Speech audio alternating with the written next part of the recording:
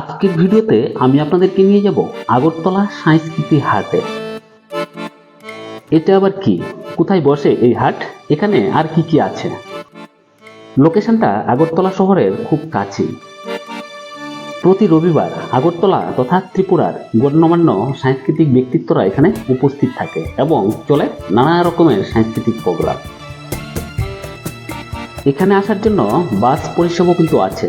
তো চলুন আজকের ভিডিওতে আগরতলা সংস্কৃতি হাটের সম্পূর্ণ গাইড, ইনফরমেশন, লোকেশন, টাইমিং এবং এখানে আপনারা কি কি পাবেন এবং মন মাতানো সাংস্কৃতিক প্রোগ্রামের কিছুটা ঝলক আপনাদের সামনে তুলে ধরব।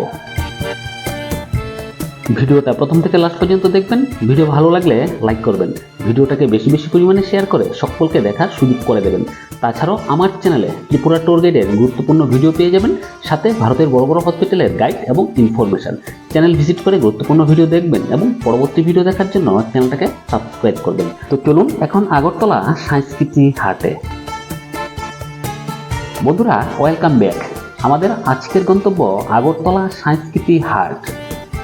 এখন আমরা যে লোকেশনে আছি এটা হলো নন্দননগর ব্রিজ সংলগ্ন এলাকা, আগরতলা খয়েরপুর ভায়া মণিক্যচম্ভনী রোড।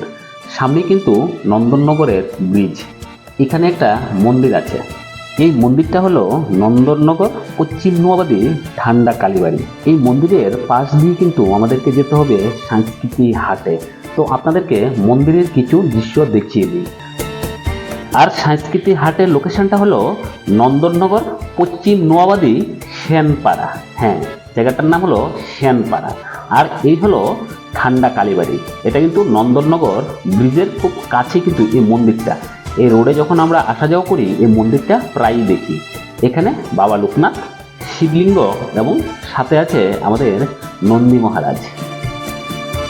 আসলে এই মন্দিরটা হলো শ্মশান কালী মন্দির।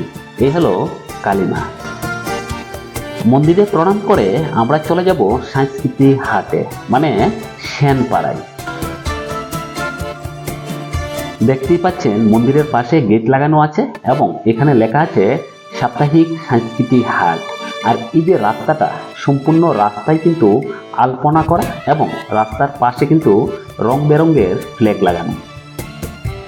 নন্দননগর ব্রিজ থেকে এই সেনপাড়ার দূরত্ব প্রায় 1 কিলোমিটার হবে বা একটু বেশি কম হতে পারে। আপনাদের যদি এই দূরত্বটা জানা থাকে সেটা অবশ্যই কমেন্টস করে জানাবেন। তো ফাইনালি কিন্তু আমরা সংস্কৃতি হাটের ঠিক কাছে চলে এসেছি। এই যে দেখতে পাচ্ছেন ডান দিকে এই মাঠেই কিন্তু হয় এই সংস্কৃতি হাট। সামনে কিন্তু অনেক গাড়ি আছে এবং কিছুটা লোক সমাগম আছে। এই সংস্কৃতি হাটের টাইমিংটা হলো প্রতি রবিবার বিকেল 4টা থেকে 6টা পর্যন্ত। রাস্তার উপরে কিন্তু মনোমুগ্ধকর আলপনা করা, যা সত্যি অনেক ভালো লেগেছে। তো আপনারা এই সেনপাড়ায় কিন্তু আগরতলার যে কোনো জায়গা থেকে আসতে পারেন। এখানে একটা বাস সার্ভিস চালু আছে। প্রতি রবিবার বিকেল 3:20 বটতলা পুরানো টিআরটিসি থেকে বাসটা ছাড়বে এবং সেনপাড়া মানে সংস্কৃতি হাট থেকে সন্ধ্যা 6:15 বাসটা আবার আগরতলার উদ্দেশ্যে রওনা দেবে। এই বাসটা আগরতলা শহরে কোন কোন রুট ধরে আসবে এই চারটা আমি লাগিয়ে দিয়েছি, আপনারা দেখে নেবেন। তাছাড়াও ওই গাড়িটার মধ্যে কিন্তু সেনপাড়া সংস্কৃতি হাট বলে বোর্ড লাগানো আছে। তাছাড়াও আপনারা গাড়ি ভাড়া করে বা বাইক নিয়েও কিন্তু এখানে আসতে পারেন। আমি কিন্তু আপনাদেরকে সম্পূর্ণ গাইডটা দিয়ে দিলাম। তারপরেও যদি আপনাদের কোনো রকমের সমস্যা হয় তাহলে অবশ্যই কমেন্টস করবেন। ফাইনালি আমরা সংস্কৃতি হাটের মাঠে প্রবেশ করেছি। মাঠে প্রবেশ করার সাথে সাথে একটা অন্য রকমের পরিবেশ, সম্পূর্ণ মাটির গন্ধমাখা গ্রামের পরিবেশ। পুরনো দিনের গ্রামের কথাগুলা মনে পড়ে গেল। এখানে সাংস্কৃতিক হাট বসে এটা জানা ছিল, কিন্তু এতটা জমজমাট এবং এত লোক সমাগম তা কিন্তু ভাবনার বাইরে। মাঠটাকে খুব সুন্দরভাবে সাজানো হয়েছে এবং মাঠের চারিদিকে কিন্তু এখানে স্টল আছে।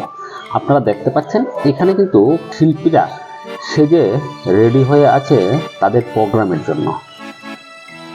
এই যে চারিদিকে এখানে স্টলগুলো আছে, এই স্টলগুলোর মধ্যে কিন্তু আপনারা ত্রিপুরার চিরাচরিত ট্রেডিশনাল খাবার পেয়ে যাবেন, সাথে বিভিন্ন রকমের ফাস্ট ফুড। মাঠের চারিদিকে কিন্তু জায়গায় জায়গায় শিল্পীরা কিন্তু তাদের মন মাতানো পোশাক পরে দাঁড়িয়ে আছে পারফর্ম করার জন্য, কেউ বা পারফর্ম করে নিয়েছে। এই দিকটাতে আছে মঞ্চ এবং মঞ্চের ঠিক সামনে এখানে একটা নৌকা, তারও পাশে এটা হয়তোবা গড়িয়া পূজা বা বিয়ের আসর হবে। এটা কি আপনাদের জানা থাকলে সেটা অবশ্যই কমেন্টস করবেন। তবে নৌকাটা ছিল মন মাতানো এবং এখানে অনেকেই দাঁড়িয়ে ফটো তুলছিল। নৌকার ঠিক সামনে কিন্তু মঞ্চ, ত্রিপুরার সাংস্কৃতিক জগতের পরিচিত ব্যক্তিত্বরা কিন্তু এখানে পারফর্ম করছে। যেহেতু আজকে একটু বৃষ্টি হয়েছে তাই কিন্তু মাঠ ভিজে গেছে, তাই মাঠের পারফরমেন্সটা একটু দেরিতেই শুরু হবে। সাংস্কৃতিক হাটের এই মঞ্চে বিভিন্ন সময় বিভিন্ন রকমের অনুষ্ঠান হয়ে থাকে, যেমন রবীন্দ্র জয়ন্তী, নজরুল জয়ন্তী, এরকমের আরো অনেক গুরুত্বপূর্ণ দিন আছে, যেই দিনটাতে এখানে গুরুজনদেরকে স্মরণ করা হয় এবং মাল্যদান করা হয়। সত্যি খুব মন মাতানো এবং মনোমুগ্ধকর পরিবেশ এবং সাংস্কৃতিক প্রোগ্রাম। আপনি কিন্তু একদিন আসতেই পারেন আপনার গুরুজনদেরকে নিয়ে এবং আপনার সন্তানদেরকে নিয়ে। সকলের জন্যই কিন্তু মনোরঞ্জনের ব্যবস্থা আছে এবং খাবারের ব্যবস্থা আছে। তাছাড়াও কিন্তু এখানে আপনারা বিভিন্ন রকমের সবজিও কিন্তু এখান থেকে কিনতে পারবেন। শীতের সময় টাইমটা চেঞ্জ হতে পারে, টাইমটা মনে রাখবেন বিকেল 4টা থেকে 6টার মধ্যে। আর আগরতলার বিভিন্ন প্রান্ত হয়ে কিন্তু এখানে বাসও আছে, যে বাসটা প্রোগ্রাম শুরু হওয়ার সাথে সাথে এখানে চলে আসবে এবং প্রোগ্রাম শেষ হওয়ার সাথে সাথে কিন্তু বাসটা আবার আপনাকে নিয়ে শহরের উদ্দেশ্যে যাত্রাও করবে। সবার শেষে এখানে আমাদের শিল্পীরা কিন্তু রেডি। তো সাংস্কৃতিক হাটে এসে শিল্পীদের পারফরমেন্স যদি না দেখেন তাহলে কিন্তু নাই হবে। তো চলুন এখন শিল্পীদের মনমুগ্ধকর কিছু পারফরমেন্স আপনাদের সামনে তুলে ধরি।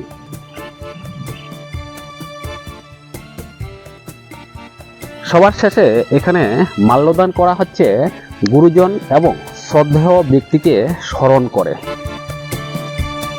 বিকেল 4টা থেকে 6টা পর্যন্ত কিন্তু এই মাঠ থাকে জমজমাট এবং বিভিন্ন রকমের নাচ গান এবং বিভিন্ন রকমের সাংস্কৃতিক প্রোগ্রাম হয়ে থাকে।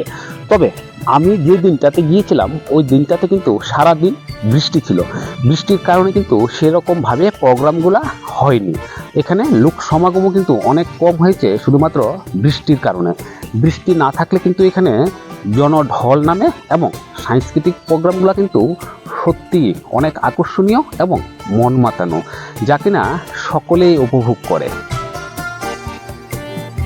এখানে দেখতে পাচ্ছেন সাংস্কৃতিক প্রোগ্রামের সাথে সাথে কিন্তু দর্শকরাও এখানে নাচ গান করছে এবং এখানে ত্রিপুরার ট্র্যাডিশনাল ফুড এবং বিভিন্ন রকমের ফাস্ট ফুড, পিঠের সিজনে পিঠে, এখানে আপনারা সব রকমের খাবারই কিন্তু পাবেন, যা এই প্রোগ্রামটাকে আরো মন মাতানো করে তুলেছে। সো বন্ধুরা, আজকের ভিডিওতে আমি আপনাদেরকে দেখালাম আগরতলা সাপ্তাহিক সাংস্কৃতিক হাট।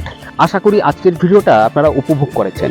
সাথে আগরতলা সাপ্তাহিক সাংস্কৃতিক হাটের সম্পূর্ণ গাইড, ইনফরমেশন এবং লোকেশন, সাথে টাইমিং এবং বাসের টাইমিং।